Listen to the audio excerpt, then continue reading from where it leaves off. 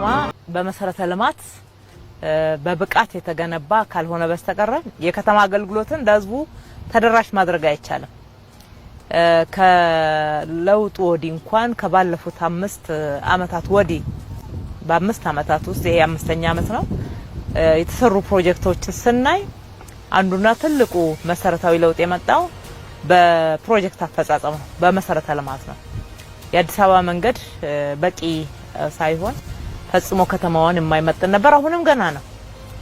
እንደዚህ ሌት ተቀን እየሰራን በእነኛ አመታት ውስጥ ከ1500 ኪሎ ሜትር በላይ መንገድ ገንብተን አሁንም በጣም ገና ብዙ የመንገድ ግንባታ የምትፈልግ ከተማ ናት። ከውሃ አንፃር ካየን ባለፉት 5 አመታት ብቻ ከነበረው የውሃ አቅም ወደ 40 እጅ ያክል ጨምረናል በነበረው ላይ ማለት ነው። ነገር ግን አሁንም የውሃ እጥረት አለ። የተሰራው ስራ ግን ቀላል የማይባል ትልቅ ስራ ነው የተሰራው። ሌሎችንም ፕሮጀክቶች ካየን በተለይ የገበያ ማዕከላት የህዝቡን የኑሮ ውድነትን ችግር ለመቅረፍ ገበያውን ለማረጋጋት ያላግባብ በድንገት ህዝቡ ላይ የሚጫነውን ዋጋ በቁጥጥር ብቻ መከላከል ስለማንችል ገበያውን በደንብ ለህዝቡ ቀረብ ያለ ምቹ አምራችና ሸማቹን በቀጥታ የሚያገናኝ መሆን እንዲችል ወደ 6 ገበያ ማዕከላትን ገንብተናል።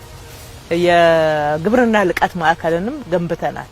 አዲስ አበባ ላይ አሁን በቀን የሚቀርበው ወተት የላም ወተት ከአመት እንኳን ብናወዳድረው በየጊዜው እየጨመረ የመጣበት ልክ እውነቱን ለመናገር አዲስ አበባ ብቻ ሳይሆን ከተሞች የህንጻ ጫካ ብቻ ሳይሆኑ ማምረትም የሚቻልባቸው ስፍራ እንደሆኑ ማሳያ ነው።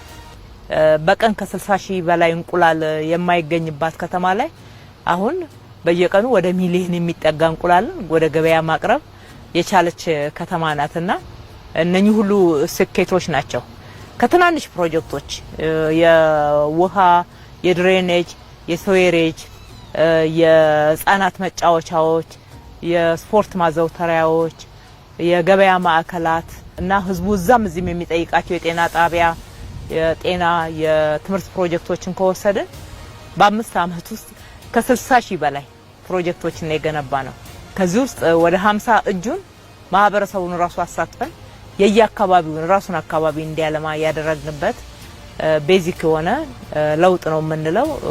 የጋራ ልማት ከህዝቡ ጋራ የተሰራበት ቁጥሩን ብቻ ሳይሆን የተሰራበትን አግባብ ካየ ማህበረሰቡ የተሳተፈበት ነው። አብሮን የሰራ የኔ ልማት ብሎ ካለው እያዋጣ የሚሰራበት በጉልበቱም ጭምር የተሳተፈበት በሐሳብም ጭምር ደግሞ ባለሙያዎች አርኪቴክቶች፣ ዲዛይነሮች፣ እነኚህ ሲቪል ኢንጂነሮች በስፋት ገንዘብ ሳንከፍላቸው ጭምር ከተማችንን አልማ በሚለው ጥሪ አብረውን የሰሩበትን ሀቅ ማየት እንችላለን።